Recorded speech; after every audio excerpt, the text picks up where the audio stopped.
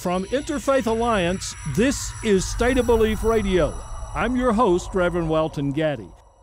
Susan Jacoby is a prominent author, columnist, and public thinker. She is also a good friend. Last weekend, the New York Times published her column called The Blessings of Atheism. Like much of her writing, that headline is both clever and provocative, and I'm very pleased to have Susan join me now again on State of Belief Radio. Susan, welcome. Oh, you know it's always fun to be on your show. Thank you. Well, we have obviously addressed on this show the despicable way that some conservative religious leaders try to pin the blame on tragedies even like Newtown, on, quote, kicking God out of our schools. I think a lot of people heard those kinds of comments as ridiculous, but you made an observation in your column that a lot of folks may not have noticed, how pretty much everything we've read and heard about Newtown's survivors and families has focused on how faith is the only thing that could get them through. That's how ubiquitous religious language is in our culture. And I'd like for you just to begin right there and talk about what you were observing. Well, as you know, I'm an atheist, and I have no doubt that faith is certainly, if you have strong religious faith, it can help get you through something like that. Although I have to say, a lot of people of faith have written me on my author website about just the inadequacy of anything for getting you through this, whether you're a person of faith or not. But one of the things that I really objected to as time went on was the assumption that everybody, and it was all over the media, it's not a right-wing thing either particularly, right. All of the stuff about little angels, the children being little angels in heaven, I found that really repugnant, and in fact, so did a lot of religious people who wrote me did, because there are all kinds of religions that don't have this vision of an afterlife at all. Of that you think of your children as little angels in heaven, and that's not what all Christians think of either in terms of Christianity. But it seemed to me left out was the fact that if we are to believe the public opinion polls, certain proportion of those parents don't believe in that at all. And it was almost as if, and this is not just the fault of the dominant religious culture of our country, I think it's also a real failure of atheism in the secular community to support people in grief and talk about how we see ourselves getting through this when we don't believe in an afterlife. We don't believe that our children are going to survive as angels in heaven. And this is one of the things in my Robert Ingersoll book that I wrote about, which was that he was famous for his secular eulogies at funerals. Even then, there were people who wanted them. And one of his most widely reprinted eulogies was coincidentally, in terms of the subject I wrote about at the time, a eulogy for a friend's 7-year-old child who died, which, of course, was much more common then in ordinary life than it is today. Kids just dying of diseases that we vaccinate against routinely today. And he said that one of the things that we can console ourselves with, he said to the group around the grave, is that the dead don't suffer. It's we who suffer for them. But at its worst, meaning if there is no afterlife, which he didn't believe in, that death is only the perfect rest. Well, I don't know if that's any more comfort than religion is to some of the people who wrote me after my piece either. But I do know that there is a growing secular community that needs some way to acknowledge these rituals of life which help us get through tragedies, and also just the way we cope with the things that all human beings cope with. Right. Suffering, sickness, not just something as shocking and unusual as Newtown. How do we do that when we don't believe in a life after death? I'm asked this all the time, as if I were some kind of a preacher. If I were, I'd be rich. No, that's a fallacy, but you would be some kind of preacher. You are in a way. let me ask you this, and this may not be hypothetical. I don't know whether it is or not. But if you had a family member or someone that you cared for deeply who was caught up in that Newtown tragedy, how would you comfort them? What would you say to them? You know, I don't know. You know, I don't. What would I do that would be different from anybody else? Uh-huh. You know, I'd put my arms around them. I sure as hell wouldn't say, I know how you feel. But I wouldn't. I think, for instance, I mean, I thought President Obama's speech in Newtown when he went to the high school gymnasium there was wonderful. Yeah. But I did think that he really ignored the fact that part of his audience, he did something he rarely does. He spoke explicitly about Jesus. Well, there were religious people in that audience who don't believe in Jesus. One of the children killed was a Jew. Another one was either a Buddhist or a Hindu. And we can be sure that there were some of them who were killed whose parents hadn't raised them to believe in any religion. And I think that for people who don't believe in an afterlife, I think being talked to about Jesus and about their children as angels in heaven, I think that would, in a way, add salt to the wounds. Yeah. It's a question of how, you know, it's the old theodicy problem. I'm talking to a real preacher, and you know what I'm talking about. Right. Why is there evil in the world if there's a good God? Yeah. Well, this is what I described as one of the blessings of atheism. That is any person of faith who believes in a God has to ask that question. I don't have to ask that question. I think probably the worst thing that ever happened to me was when my partner, who died 5 years ago of cancer, but he had Alzheimer's disease for some years before he died. Yeah. I think seeing this brilliant mind fade away, and also seeing that he knew this was happening, as many intelligent people who question their doctors do know. And you don't lose your mind to Alzheimer's all at once. One of the horrible things about it is it's a long, slow process. And I can remember him turning to me on the bus one day and saying, somewhere inside me is the person I really am, the person I used to be. Goodness. But I can't talk to him. I can't find him. Well, I mean, to me, this was far worse than death. Yes. I was glad when he died of cancer before the last of his mind went. Yeah. And I thought so often during those years that if I believed in an all-good and an all-powerful God, I couldn't get through with it at all. It was so much easier seeing this as what it is, whether you believe in God, which is a terrible disease, which we now know probably has complex genetic origins.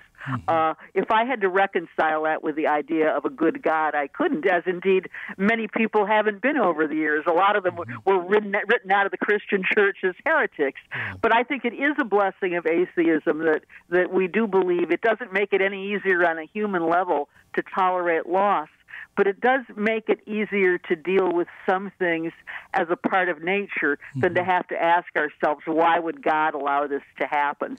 Yeah, and I'm not making any argument for that against religion. No, I'm just saying that's one of the things I derive from atheism, and I don't think we talk about that enough. Atheists are thought of as sort of emotionless, bloodless people, but that's not the case. No, that's not the case, and actually that is part of what I was trying to get to in that question, and I want to come at it from another angle.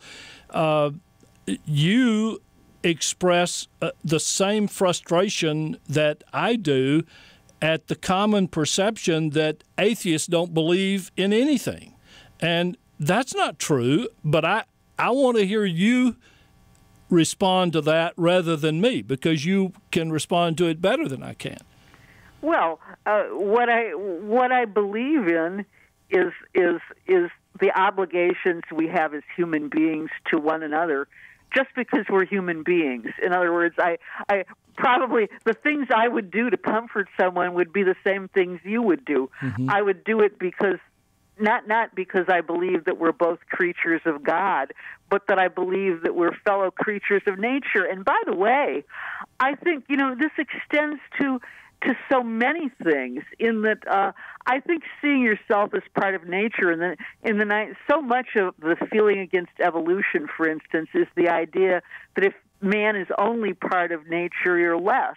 But I don't think so. I just think it extends the difficulty, because it's certainly, for instance, I think the steady movement against cruelty to animals, I think it derives from what is essentially a secular realization that we are all a part of nature, and that what we think of as the lower parts of nature are a part of us. In other words, I don't believe that we were created with dominion over the birds of the air and the beasts of the fields. But many Christians don't believe that we were created with an obligation. And I think, but that obligation doesn't derive for me from God. It derives from me that in nature we are all interwoven together. But the result is pretty much the same, in a commonality of obligation, that an atheist believes we become more than ourselves through serving others. Not all atheists, obviously. There are all kinds of rotten, mean, stupid atheists, too, just like they're rotten, mean, stupid religious people. But it simply comes from a different, it comes from a slightly different source. But then it does for a lot of religious people, too. Yeah. I don't know a lot of religious people. I don't think you believe in your obligation to your fellow man because you're worrying about the fires of hell, really, do you? Yeah, right. Right. You know, in other words, but I do think there is a difference if you only believe in a life in this world. And what I believe is that it makes what we do here. People are always asking, how can there be morality without religion? How without religion can there not be morality? If this is our only life, then it's even more incumbent on us to try and get it right now. Right. Yeah. Well, I'm going to just restrain myself from going down that road, because I won't get to ask you all I want to ask. But you and I will talk about that again sometime. I want to point out how timely your article is, not just because of what happened with that group of children, but because we've just watched an inauguration steeped in religious language. And you make the point that it's not just about atheists feeling excluded, but there's an important contribution that people of no faith have to contribute to the national dialogue. And I want you to talk about that as well. Well, I think that's true. I am always hesitant. Let me put it this way. I wish there weren't any chaplain services and all that, opening the Senate and the House. But it's not, on my list of priorities, it's not exactly number one. I don't lose any sleep over it. But I wish there were a recognition, and Obama came close to it, in which he talked about commonality, things like that.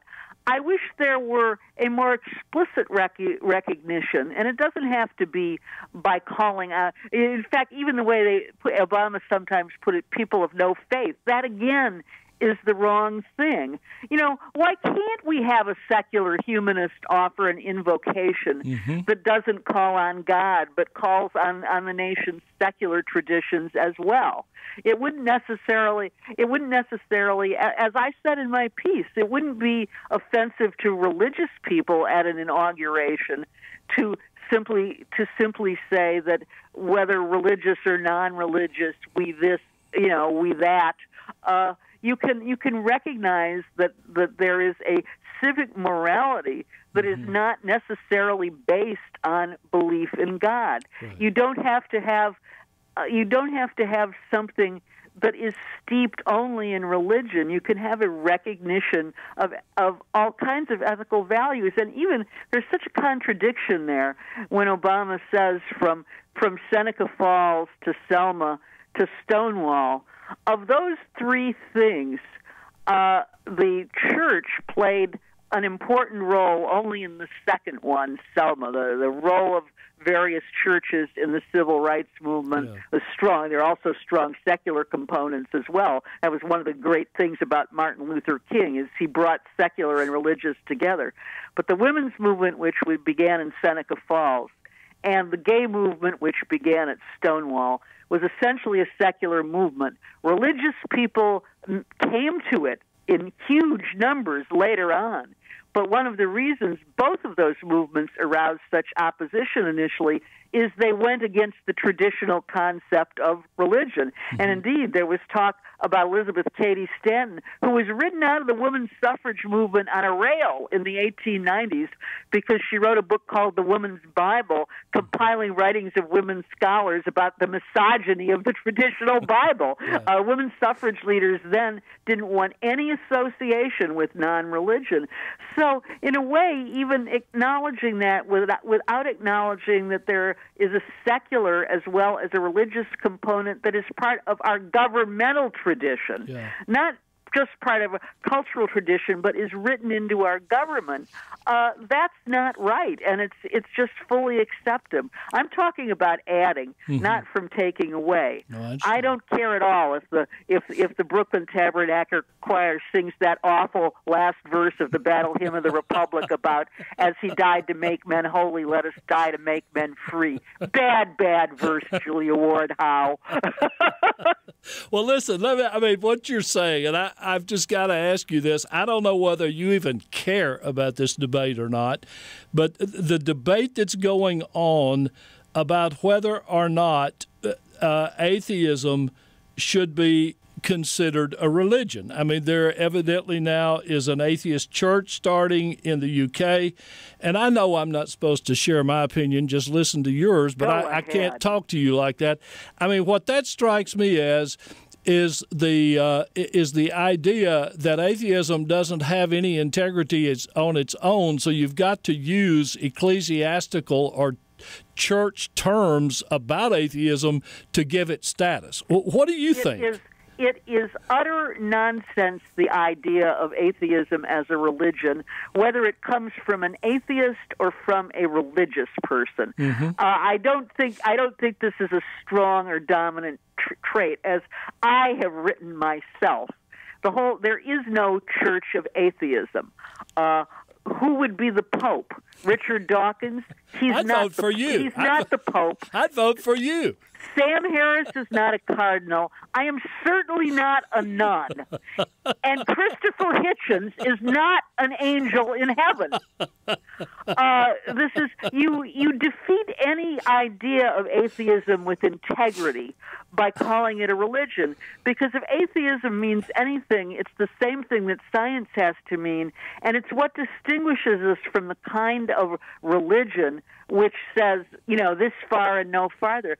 Atheism, science, always has to be open to a revision of its conclusion on the basis of new evidence. Mm-hmm. Anytime atheism codifies itself and says, this is the thing, and it was Ingersoll who said that beautifully. He was called the great agnostic, but he always insisted there was no difference between agnosticism and atheism, because as he told a reporter in 1885, the atheist and the agnostic are one and the same, because the atheist can never say he knows there's no God, because there is no proof of a negative. It is only somebody of a religion who says, I know this, I know that, and regardless of any contrary evidence.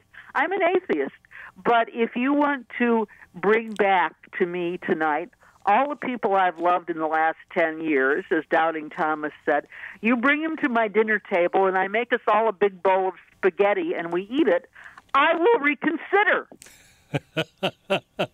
Susan Jacoby is just a wonderful friend and conversationalist, and you need to read her works. You'll be enlightened by them. She is a popular author and writer. Her forthcoming book is The Great Agnostic Robert Ingersoll, An American Free Thought. She has a big book out on free thinkers, a really good writer and resource for all of us. Susan, this is such an important discussion, and I want to thank you for making a valuable contribution to it. And I also want to thank you for being with us again today on State of Belief Radio. Well, it's always a delight to talk with you. You know that.